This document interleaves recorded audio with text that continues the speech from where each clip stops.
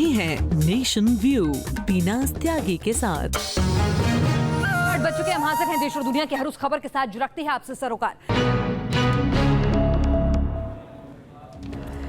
महाराष्ट्र में किसान आंदोलन पर भड़की आग अभी शांत भी नहीं हुई कि मध्य प्रदेश में किसानों के आंदोलन ने हिंसक रूप अख्तियार कर लिया है। आज मंदसौर में पुलिस और किसानों की झड़प हुई जिसमें 5 किसानों की मौत हो गई है। आरोप है कि पुलिस फायरिंग में किसानों की मौत हुई, जबकि शिवराज सरकार ने इन सब बातों से ही इनकार कर दिया है। सड़क पर संग्राम, ठेले से सड़क पर फेंकी गई सब्जियां, भीड़ से पुलिस की झड़प। मध्य प्रदेश में किसान आंदोलन में नौबत अब यहां तक आ पहुंची है। सूबे की शिवराज सरकार के खिलाफ किसानों का गुस्सा इस कदर फूट पड़ा है। कर्ज माफी और फसलों की सही कीमतों को लेकर सूबे के कई जिलों में किसान आंदोलन कर रहे थे, लेकिन अब आंदोलन में हिंसा की आग भड़क उठी है। सबसे बड़ी घटना मंदसौर में हुई, जहां पुलिस और किसानों के बीच झड़प हुई। आरोप है कि पुलिस ने फायरिंग की, जिसके शिकार कई प्रदर्शनकारी बने। इतना ही नहीं, शिवराज सरकार की पुलिस पर आरोप है कि जख्मी लोगों को हॉस्पिटल पहुंचाने के बजाय उन पर लाठियां भाजी जा रही थी। तो दोनों तरफ से पथराव हो रहा था और तभी उन्होंने गोली चला दी। तो बबलू पाटीदार को गोली लगी थी पहले, तो वो वहीं सड़क पर गिर गए थे। फिर हमने काफ़ी टाइम तक गाड़ी नहीं अवेलेबल हुई हमको, और एक्चुअली सब उधर सामने पुलिस थी तो डर भी रहे थे सब कि गाड़ी कैसे ले जाए। फिर मैं गाड़ी लेकर आया, अपनी गाड़ी थोड़ी दूर पड़ी थी, रोड कर लेके आया और इनको बिठाया और यहाँ मंदसौर लेके आया। रास्ते में पुलिस की गाड़ी भी मिली हमको, तो मैंने बोला उनसे कि इनको गोली लग गई है तो अस्पताल पहुँचा दो। तो उल्टा वो लाठी लेकर हमारे पीछे भागे। फिर हमने हेल्प नहीं ली, खुद ही लेकर आ गए यहाँ पर। 2 जून से मध्य प्रदेश के कई इलाकों में किसान अपनी मांगों को लेकर सड़क पर हैं। इनमें मंदसौर, रतलाम, नीमच, उज्जैन, इंदौर शामिल हैं। आंदोलन की गूंज सरकार की दहलीज तक सुनाई दे रही है और इस आग में घी का काम कर दिया पुलिस फायरिंग के आरोपों ने। इस मसले पर कांग्रेस शिवराज सरकार पर हमलावर है। जो व्यक्ति कहते थे कि किसान उनके भगवान हैं और वे उनके पुजारी हैं, आज ये स्थिति उत्पन्न हो गई है कि मध्य प्रदेश पर उन पर गोली चलाई जा रही है। मैं नहीं समझता कि राष्ट्र में कहीं भी ऐसी स्थिति घटित हुई हो। कम से कम मेरे मध्य प्रदेश में कभी भी इतिहास में नहीं घटी है। फायरिंग के आरोपों से मध्य प्रदेश पुलिस सवालों के घेरे में नजर आई तो शिवराज सरकार ढाल बनकर खड़ी हो गई। सूबे के गृह मंत्री ने फायरिंग के आरोपों को सिरे से खारिज कर दिया। पुलिस के द्वारा कोई फायरिंग नहीं हुई है। पिछले 5-6 दिन से विशेष रूप से 2 जिले मंदसौर और नीमच, यहाँ पर लगातार असामाजिक तत्व लूटपाट करने का काम, आगजनी करने का काम, ये सारे काम कर रहे हैं। और सरकार के द्वारा ये लगातार निर्देश थे पुलिस को कि कहीं पर भी अगर किसानों की कोई बात है या किसान कोई बात कर रहे हैं तो पुलिस की तरफ से सख्ती नहीं होना चाहिए। यूं तो मध्य प्रदेश सरकार को 5 बार लगातार किसान कर्मण अवार्ड मिल चुका है। ऐसे में फौरन मुख्यमंत्री शिवराज सिंह चौहान एक्शन मोड में नजर आए। उन्होंने किसानों को मनाने के लिए कई ऐलान किए। सवाल है कि सरकार के ऐलान के बावजूद अन्नदाता संतुष्ट क्यों नहीं है? आखिर सरकार उनकी मांग क्यों नहीं सुन पा रही? मैं प्रदेश के सभी किसान भाइयों से निवेदन करना चाहता हूं कि वो धैर्य रखे। कुछ लोग केवल हिंसा फैलाना चाहते हैं। मैं चर्चा के माध्यम से हर समस्या के समाधान के लिए हम लोग सदैव तैयार हैं, अपने किसानों के साथ खड़े हुए हैं। अन्नदाता के आंदोलन में हिंसा तेज हो गई है तो सियासी तेवर भी तल्ख हैं। सूबे के कांग्रेसी उन इलाकों का दौरा करेंगे जहां हिंसा हुई तो सरकार ने फौरी तौर पर इंटरनेट सेवा पर रोक लगा दी है। Team news nation. और आइए अब आपको ये भी बताते हैं कि आखिर सड़कों पर मजबूर क्यों है अन्नदाता। महाराष्ट्र मध्य प्रदेश के किसानों की आखिर मांगे क्या है? क्यों नाराज हैं अन्नदाता? किसानों की कर्ज माफी की मांग है और महाराष्ट्र में भी यही मांग है कि किसान कर्ज माफी मांग रहे हैं अपने लिए। भू अर्जन केस पर किसान जमीन अधिग्रहण करने पर उचित मुआवजा मिले, ये भी कह रहे हैं। साथ ही खेती के लिए बिना ब्याज ऋण मिले, ये महाराष्ट्र के किसानों की मांग है। मध्य प्रदेश के किसान कह रहे हैं कि जमीन अधिग्रहण करने पर उचित मुआवजा नहीं मिल रहा है। महाराष्ट्र के किसानों का कहना है कि 60 साल के किसानों के लिए पेंशन स्कीम भी सरकार को लानी चाहिए। मध्य प्रदेश में किसानों की मांग है कि स्वामीनाथन आयोग की सिफारिशें लागू हों और यही मांग महाराष्ट्र के किसान भी कर रहे हैं। दूध प्याज खरीद के दाम जो है, मतलब जो बेसिक मूल्य होता है, वो बढ़ाया जाना चाहिए, ऐसा मध्य प्रदेश के किसानों की मांग है। वहीं महाराष्ट्र के किसान कहते हैं कि 1 लीटर दूध के लिए दुग्ध उत्पादकों को 50 रुपए की कीमत मिले, जो कि अभी बहुत कम है।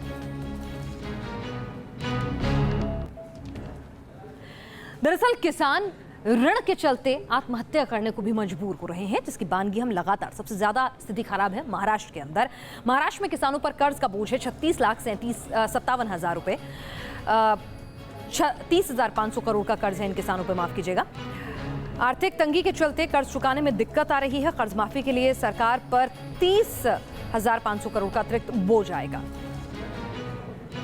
अगर कर्ज के चलते, खराब फसल के चलते, सूखे के चलते किसानों की खुदकुशी की बात करें तो 2014 में 2,568 किसानों ने खुदकुशी की। 2015 में आंकड़ा बढ़कर 3,000 को पार कर गया और 2016 में हालांकि इसमें कुछ कमी जरूर आई। 31 अक्टूबर से पहले जिन किसानों को आवश्यकता है, जो डिस्ट्रेस में है, उन किसानों को ऋण माफी राज्य सरकार देगा, ये हमने निर्णय किया है। उसके मोडालिटीज क्या होंगे, उसका अभ्यास चल रहा है। लेकिन मैं दावे से कहता हूं और कांग्रेस, एनसीपी और सारी पार्टियों को सामने रखकर कहता हूं, महाराष्ट्र के इतिहास की सबसे बड़ी ऋण माफी ये होगी, सबसे बड़ी। चलिए, तो किस तरह से एक और तो किसान जो है वो आत्महत्या करने पर मजबूर है 1,000 या लाख रुपए के कर्ज पर, लेकिन वहीं 9,000 करोड़ का कर्जदार विजय माल्या लंदन में मौज काट रहा है। लंदन से जो तस्वीरें सामने आई उसे देखकर कोई भी दंग रह जाएगा। देश के भगोड़े बिजनेसमैन विजय माल्या लंदन में विराट कोहली के चैरिटी प्रोग्राम में नजर आए। ये प्रोग्राम ह्यूमन ट्रैफिकिंग के खिलाफ काम कर रहे संगठन ने ऑर्गेनाइज किया था। इससे पहले माल्या बर्मिंघम में एजबेस्टन में इंडिया पाकिस्तान के बीच चैंपियंस ट्रॉफी का मैच देखते हुए नजर आए थे। चलिए, एक वो कर्जदार है जो महज कुछ हजार या फिर लाख रुपए के कर्ज पर खुदकुशी करने के लिए मजबूर है। वो देश का अन्नदाता है, वो गरीब तबका है जिसे जरूरत है उस पैसे की। तो दूसरी तरफ 9,000 करोड़ रुपए का कर्ज लेकर फरार बिजनेसमैन विजय माल्या ऐश करते हुए नजर आ रहे हैं। अब ये देश के लचर कानून नहीं तो और क्या है।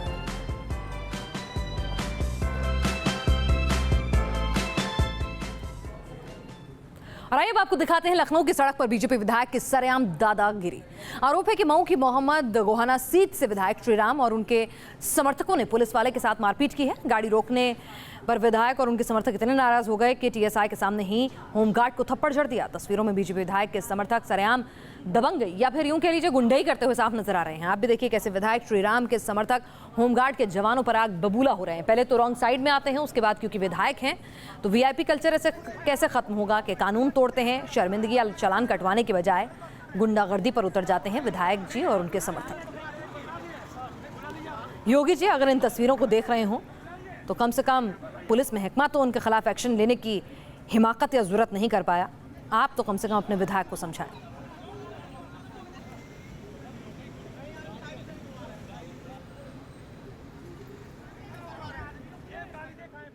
गाड़ी थी, काली फिल्म लगी हुई, हुटर लगाई हुई, उल्टी दिशा से आगे पूरा रोड ब्लॉक करी थी। मैं उतर के गया और विधायक से अनुरोध किया कि सर ये वन वे है, आप वन वे का पालन करें, आगे से घूम के आए। बोले तुम लोगों ने मेट्रो को बना करके खोद रखा है, नरक मचा रखा है और 300 मीटर चलने के लिए मैं 3 किलोमीटर जाऊंगा। सर आप ही की व्यवस्था है, आप ही मेट्रो बना रहे हो, हम तो अनुपालन करा रहे हैं। लड़के जो हमारे साथ थे, जैसा कि आदेश है कि जो भी कार्रवाई हो, घटना हो तो अपनी पारदर्शिता के लिए हम लोग रिकॉर्डिंग रखे। मैंने भी रिकॉर्डिंग कर रहा था, लगा रखा था 41 कैमरा, और लड़के मोबाइल से कर रहे थे जो हमारे हमराही थे। उसमें से एक गन लिया हुआ था, राइफल, आदमी निकल के आया और उसके मोबाइल छीन लिया, गाली गलौज करने लगा। तो ये हुआ गाली क्यों दे रहे हो आपस में। मैंने होमगार्ड को डांटा तुम दूर रहो, मैंने कहा आप कायदे से बात करिए, गाली मत करिए। तब तक निकल के थप्पड़ मार दिया। विधायक जी निकले, वो भी मैं 91 से विधायक हूँ, तुम जानते नहीं हो, मैं इधर से ही जाऊंगा, जो करना हो कर लो। मैंने कहा सर मैं जाने नहीं दूंगा, लेकिन वो भी होमगार्ड को निकले, 2 थप्पड़ वो भी मार दिए। तो विधायक जी की हेकड़ी में ड्यूटी करने की कुछ ये सजा मिली है टीएसआई को और उनके होमगार्ड को। बहरहाल आगे बढ़ते हैं। दिल्ली से स्थित गुड़गांव में एक खौफनाक वारदात को अंजाम दिया गया। ऑटो में महिला से गैंग रेप किया गया और 9 महीने की बच्ची की हत्या कर दी गई। 29 मई की यह घटना है। अभी तक पुलिस आरोपियों की शिनाख्त नहीं कर पाई है। तारीख 29 मई 2017। जगह दिल्ली से सटे गुड़गांव का मानेसर। ऊंची ऊंची इमारतें और दिल्ली गुड़गांव एक्सप्रेसवे की चौड़ी सड़क। एक्सप्रेसवे पर तेजी से दौड़ती गाड़ियां, लेकिन तेजी से विकसित होते इलाके में किसी ने एक महिला की मदद की पुकार नहीं सुनी। चलते ऑटो में महिला की आबरू लूट ली गई, लेकिन किसी के कानों में महिला की आवाज नहीं पहुंची। दरिंदों को उसकी 9 महीने की बच्ची पर भी रहम नहीं आया। रोती बिलखती बच्ची की दरिंदों ने हत्या कर दी। आरोप है कि बच्ची को ऑटो से फेंक दिया गया। दरअसल 29 मई को यह महिला अपने घर से, जो कि आईटी मानेसर का एक गांव है, वहां से अपने मायके जाने के लिए निकली थी।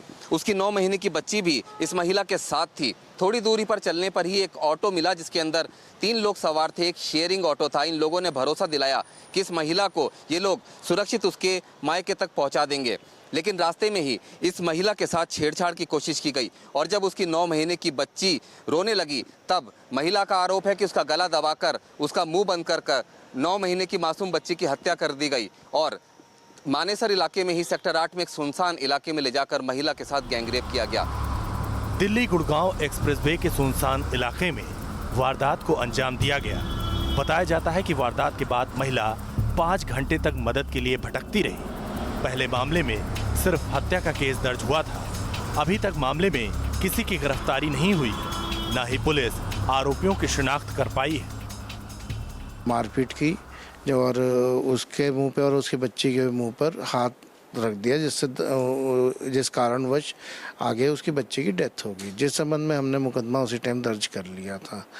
उसके जो हमारे सीनियर ऑफिसर्स हैं और आईओ हैं उस लेडी से कांटेक्ट में थे, क्योंकि हमें जो आरोपियां हैं उनके बारे में भी सुराग लेना था, उनसे पता करना था। तो कुछ दिन बाद उन्होंने ये बताया कि जी उसके साथ दुष्कर्म भी उन्होंने किया। पुलिस का कहना है कि उन्होंने मामले में खुद संज्ञान लिया, लेकिन आरोप लगाए जा रहे हैं कि महिला उसी दिन गैंगरेप का मुकदमा भी दर्ज करवाना चाहती थी, लेकिन पुलिस टाल मटोल करती रही। उस बयान में उन्होंने कहीं नहीं लिखा हो, बाकी सारा सीक्वेंस इवेंट रखा हुआ है। अब उन्होंने बाद में बताया तो बाद में भी पुलिस ने उसमें कर दी है। तो अगर इसमें किसी की कोई लापरवाही होगी तो उसके खिलाफ स्ट्रिक्ट कार्रवाई की जाएगी। आधी आबादी के लिए महफूज नहीं है दिल्ली एनसीआर।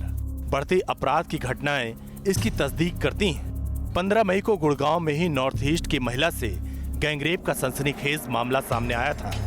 चलती कार में गैंगरेप की वारदात को अंजाम दिया गया था। एक बार फिर गुड़गांव में गैंगरेप की सनसनीखेज वारदात हुई और पुलिस कार्रवाई की बात कर रही है। महिला का कहना है कि सामाजिक प्रतिष्ठा के चलते उसने पहले गैंगरेप की बात नहीं कही थी।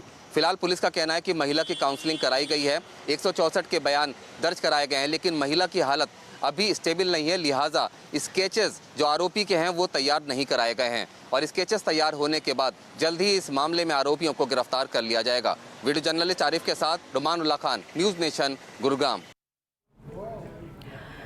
और हरियाणा की खट्टर सरकार से ये सवाल है कि लगातार महिलाओं के साथ बदसलूकी के या दुष्कर्म के मामले बढ़ रहे हैं और उन पर सवाल ये है कि क्यों खट्टर राज्य में महिलाएं महफूज नहीं हैं, क्यों लगातार एक के बाद एक शर्मसार कर देने वाली, हैवानियत की हदें पार करने वाली ये वारदातें हो रही हैं हरियाणा में।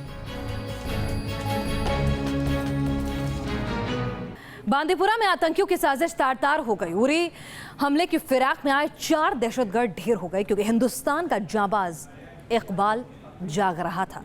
कैसे इस रोजेदार अफसर की मुस्तैदी से पस्त हो गया आतंक का खुनबा, आइए आपको सुनवाते हैं उसी की जुबानी।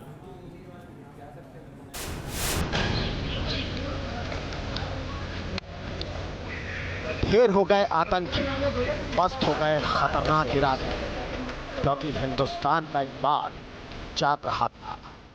नाकाम हो गई उरी जैसी साजिश, क्योंकि हिंदुस्तान का इकबाल मुस्तैद था।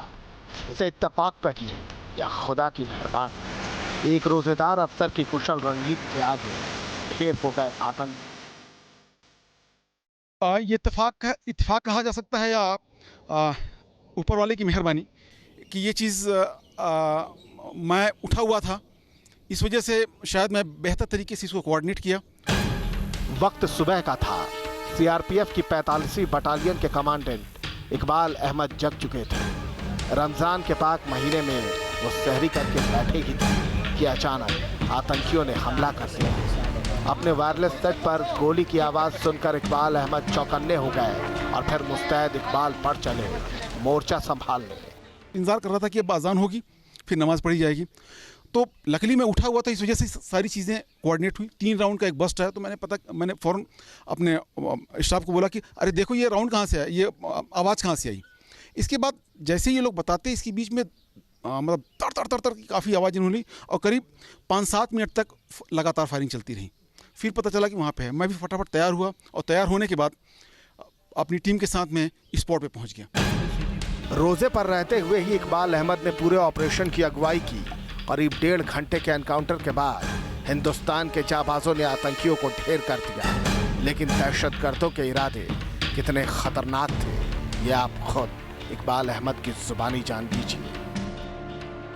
उन्होंने जो कॉन्टीजेंसी प्लान बनाई थी कि 2 फिदाइन पहले घुसने की कोशिश करेंगे कैंप में, उसके बाद जब वो घुस जाएंगे, उसके बाद जब वहाँ पे चीज़ें थोड़ा सा नाकाम होनी शुरू हो जाएंगी तो ये लोग चलेंगे। और ये भी उन्होंने भी प्लान किया होगा कि 2 फिदाइन आगे जाके घुसने की कोशिश करेंगे और वो फायरिंग करेंगे ताकि उनका दिमाग, हमारे जो सिक्योरिटी फोर्सेस हैं उनका दिमाग डाइवर्ट करें और घुसने की कोशिश करें। लेकिन अच्छी बात यह है कि उस वक्त हमारा संतरी, हमारे ऑफिसर्स, हमारा जो स्टाफ था वो अलर्ट था, और उन्होंने जैसे जब उन्होंने कवरिंग फायर या अंदर घुसने की कोशिश की तो उनको नाकाम करने की कोशिश कर दी। आतंकी पूरी तैयारी के साथ आए थे। वो बुलेट प्रूफ जैकेट, भारी असलहे और अत्याधुनिक हथियारों से लैस थे। उनके पास पेट्रोल भरी बोतलें भी बरामद की गई थी। लंबी लड़ाई के लिए वो खाने पीने की चीजें भी साथ लाए थे। नॉर्थ कश्मीर के बांडीपोरा के सुंबल इलाके में सीआरपीएफ कैंप पर हमला किया गया था। एक फिदाइन अटैक था जिसमें 4 फिदाइन जो आए थे उनको कैंप के बाहर ही सीआरपीएफ ने न्यूट्रलाइज कर दिया। हमारे सामने इस वक्त उन मिलिटेंट्स का सारा सामान है जो उनके पास था। यहाँ आप देख सकते हैं कि उनके जैकेट्स के आगे लगने वाला जो बुलेट प्रूफ है ये यहाँ पर पड़े हुए हैं। इनमें पॉकेट्स हैं, इन्हीं में जो कार्ट्रिजेस होते हैं पिस्टल्स की वो यहाँ पर रखी जाती है। एक हैवरसैक है, एक बैग है जहाँ पर जिसमें इनका सामान यहाँ पे देखने को मिल रहा है। उस साथ ही अगर हम बात करें इन बॉटल्स की तो पेट्रोल बॉम्ब्स बनाने के लिए ये पेट्रोल जो है इनके साथ मौजूद था। वहीं कुछ डिओड्रेंट्स भी नज़र आ रहे हैं यहाँ पर, और काफ़ी मेडिकल किट जो है वो भी देखने को मिल रहा है, जैसे बेटाडीन है और कुछ कॉटन स्लैब्स भी हैं। आतंकियों को शायद इस बात का इल्म नहीं था कि ये चेतन चीता की बटालियन है जिसका हर जवान दहशतगर्दों के लिए काल है। कैंप के अंदर घुसकर जवानों को जलाने का मंसूबा बांधे आए आतंकी गेट पर ही ढेर कर दिए गए। सीआरपीएफ की 45वीं बटालियन के इस शौर्य पर हर हिंदुस्तानी को फख्र है। सीआरपीएफ ने आतंकियों के दांत खट्टे करने वाले जाबाजों का सम्मान किया। अपनी चौकसी, अपनी बहादुरी से इन जाबाजों ने दहशतगर्दों का न सिर्फ सफाया कर दिया बल्कि ये भी साफ कर दिया कि अब आतंकियों के मंसूबे कामयाब नहीं हो सकेंगे। बांदीपुरा से इदरीस लोन के साथ टीवी न्यूज़ नेशन। और क्या पहाड़ों पर फिर बज रही है खतरे की घंटी? इसलिए पूछ रहे हैं क्योंकि उत्तरकाशी में हुए लैंडस्लाइड ने एक बार फिर लोगों में डर बढ़ा दिया है। मौसम विभाग ने अगले 48 घंटों में तेज आंधी और भारी बारिश की चेतावनी जारी की है। आप देख सकते हैं किस तरह से लैंडस्लाइड के बाद मलबा जो है वो सड़क तक आ गया है, और केदारनाथ यात्रियों के बीच में कहीं ना कहीं संशय जरूर आ गया है इस खराब मौसम को देखते हुए।